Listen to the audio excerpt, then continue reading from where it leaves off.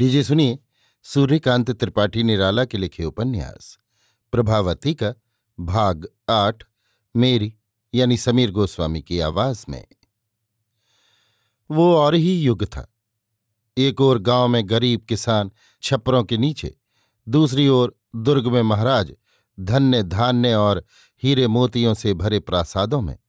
फिर भी उन्हीं के पास फैसले के लिए, न्याय के लिए जाना और उन्हें भगवान का रूप मानना पड़ता था। ब्राह्मणों ने ये शिक्षा दी, यदि राजा दरिद्र को भगवान का रूप ना मानता, उसके लिए अपना सर्वस्व न देता, तो कौन सी हानि होती मालूम नहीं, पर अधीन दरिद्र की ओर से हुई इस त्रुटि का फल मालूम है। राजा अपनी अपूर्व भगवत भक्ति के प्रमाण के रूप में उसे साकार से निराकार तत्व में लीन कर देता था। इससे वेतन पाने ना पाने वाले दरिद्र सभी देशवासी उसके सिपाही थे। राजभक्ति के प्रदर्शन में उन्हें लड़ना पड़ता था। उधर जरा जरा सी बात पर लड़ाई क्षत्रियत्व की सूचना थी।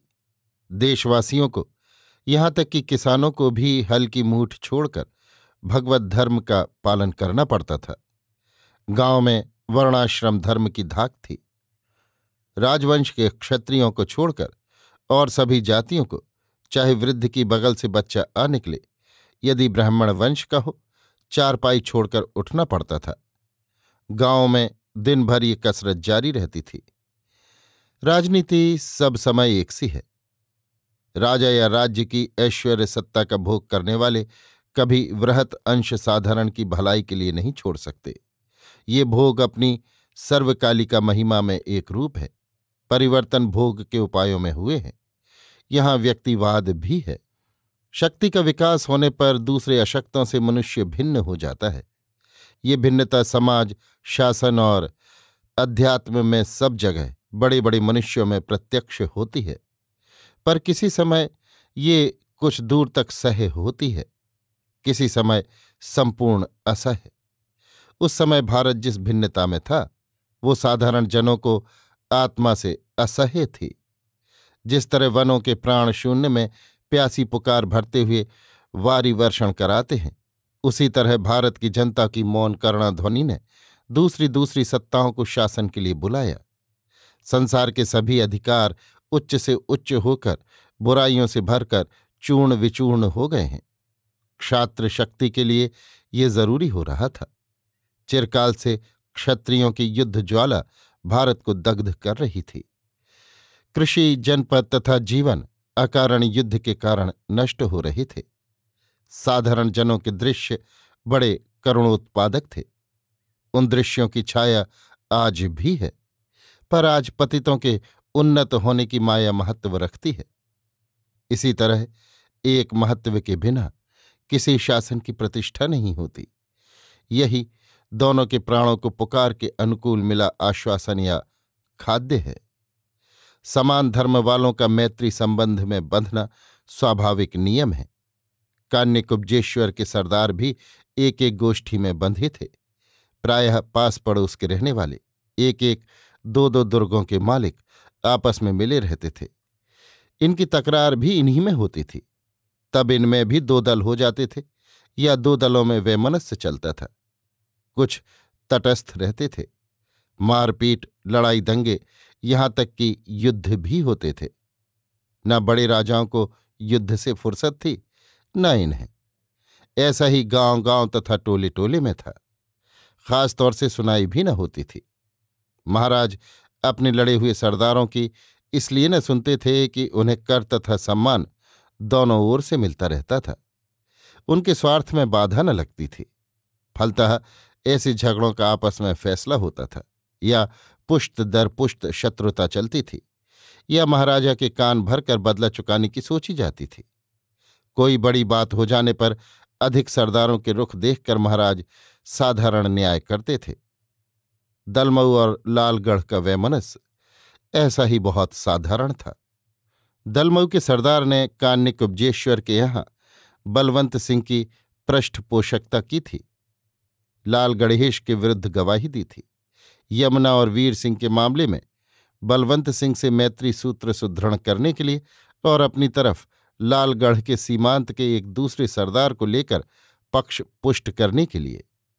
बलवंत सिंह का बढ़ता राज सम्मान भी पक्ष ग्रहण का एक कारण था। इस प्रकार लालगढ़ के दो सीमांत में दो शत्रु थे। प्रभावती का बलवंत से विवाह करके महेश्वर सिंह चाहते थे कि साधारण सा कारण भी मिले तो सम्मिलित शक्ति से बदला चुका लें। इसी बीच ये वैवाहिक अनर्थ हुआ। बलवंत सिंह कुमारदेव पर अधिक अत्याचार न कर सकता था। कारण लालगढ़ से उसका पहला वैमनस्य साबित था। उसने सोचा कि देव सिंह को कैद में रखकर महेश्वर सिंह से ऐसा साक्ष्य दिलवाए कि वे अपनी कन्या प्रभावती का उसी से विवाह करना चाहते थे। देव सिंह को पता चला तो उसने महेश्वर सिंह तथा बलवंत सिंह को पहले के वैमनस्य के कारण नीचा दिखाने के लिए बलात् प्रभावती से विवाह कर लिया। इस विवाह से दो सरदारों की इज्जत इसने धूल में मिलाई। देखकर मूंछों पर ताव देता हुआ चलेगा तो ये एक बराबर वाले के लिए कैसे बर्दाश्त कर जाने वाली बात होगी। ऐसी और बातें भी सोचीं ताकि फैसले में लालगढ़ की जो बेइज्जती हो, थोड़ी और मारपीट हमले वाली बात दब जाए, बल्कि देव का ही चढ़ जाना साबित हो। ये निश्चय कर देव को अपने यहां स्थल मार्ग से ले जाने का निश्चय किया। नाव पर विवाह के साक्ष्य मिल चुके थे। दासियों ने जो कुछ देखा था कह दिया था। ये मालूम हो चुका था कि प्रभावती बचने के विचार से नाव से कूदी थी। ऐसी बही हुई लड़की का बह जाना अच्छा घृणापूर्वक सोचकर महेश्वर सिंह ने बड़े मित्र भाव से बलवंत सिंह से उसके संबंध में आगे का कार्यक्रम पूछा। बलवंत सिंह ने ये सलाह दी कि पिता की आज्ञा न मानने वाली लड़की की मनुष्य द्वारा कोई सजा नहीं हो सकती। पिता के लिए ये उचित है कि उसकी सदा उपेक्षा करे, कभी भी आश्रय न दे। कुमारदेव काफी जख्मी हो चुके थे, कई सिपाहियों के पहरे में बंदी थे, बार बार होश में आकर बेहोश हो रहे थे। रक्तस्राव अभी तक बंद न हुआ था, कोई मरहम पट्टी भी न हुई थी। एक दिन पहर होने से पहले ही सब लोग दुर्ग पहुंच चुके थे। बलवंत का जोरदार आतिथ्य हो रहा था। नाव के सब लोग गत प्रसंग से मौन थे। अभी शहर में अच्छी तरह खबर न फैली थी। महाराज शिवस्वरूप प्रातः कृत्य से निवृत्त होकर कसरत में जुटे थे जब महेश्वर सिंह वगैरह आए थे। उन्हें नाली में दंड करते हुए 50-50 के बाद कितनी गोटे सरकाईं ये भी न मालूम था। इसी समय दुर्ग के भव्य कक्ष में बलवंत सिंह के पास बैठे हुए महेश्वर सिंह को दासियों की बताई महाराज शिवस्वरूप की बात याद आई। अपने खवास को कुछ प्रश्न पूछाने के लिए भेजा। ये भी बलवंत सिंह को खुश करने की एक उद्भावना थी। आत्मप्रसाद या बलवंत ने सीना कुछ तान कर गर्दन उठाई। खवास ने दरवाजे पर शिवस्वरूप महाराज हो की आवाज लगाई। महाराज दूसरों की निगाह से बचकर दहलीज में दंड कर रहे थे। यजमान आया जानकर गर्व से एक उंगली से माथे का पसीना कांचते हुए बाहर आए। घोड़ा बाहर ही बंधा हुआ था। खवास को देख कुछ खिंचे। खवास ने गर्व से कहा, राव जी पूछते हैं कल कौन तुम्हारे यहां आया? हमारे यहां कल 25 यजमान आए, कुछ गांव के कुछ यात्री। शाम को भी कोई आया था। दोपहर लौटे हम निकले तो गेगासों से पहर रात गए घर आए। ये घोड़ा किसका है? हमारा, मनवा के राजा ने बाप की बेतरनी में दिया है। खवास मुस्कुराता लौट गया। महाराज को शंका हो गई। दौड़े किनारे गए, संक्षेप में हाल मिल गया। फाटक से होता हुआ खवास महेश्वर सिंह के सामने आकर खड़ा हुआ। उस समय एक दूसरी बातचीत चल रही थी। खत्म होने पर महेश्वर सिंह ने पूछा। नौकर यथाक्रम प्रश्नोत्तर कहता गया। महेश्वर सिंह और बलवंत सिंह का क्रोध बढ़ता गया। अंत में बड़े कष्ट से हंसी रोककर खवास ने घोड़े के मिलने का कारण कहा। बलवंत के बदन में आग लग गई। मनवा के राजा का इससे बढ़कर अपमान न हो सकता था। महाराज शिवस्वरूप को सिर्फ मनवा का नाम मालूम था। यहां बलवंत राज कर रहे हैं या ज्ञानवंत, वे न जानते थे। उन्होंने अपनी समझ से काफी दूर के राजा का नाम बताया था। महेश्वर सिंह तथा कुछ सिपाहियों को साथ लेकर गुस्ताख को सजा देने के लिए बलवंत महाराज के मकान को चले। मन में सोच रहे थे कि ब्राह्मण अवध है, उसे क्या दंड दिया जाना चाहिए। दान लेने वाले ब्राह्मण की ये तेजी महेश्वर सिंह को अक्षम्य जान पड़ी। ये उनका भी अपमान था। खवास रास्ता दिखाता हुए लिए जा रहा था। दरवाजे पर पहुंचकर देखा, द्वार बंद थे, वहां कोई न था।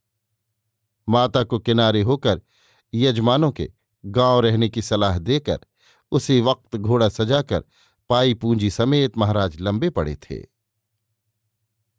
अभी आप सुन रहे थे सूर्यकांत त्रिपाठी निराला के लिखे उपन्यास प्रभावती का भाग 8, मेरी यानी समीर गोस्वामी की आवाज में।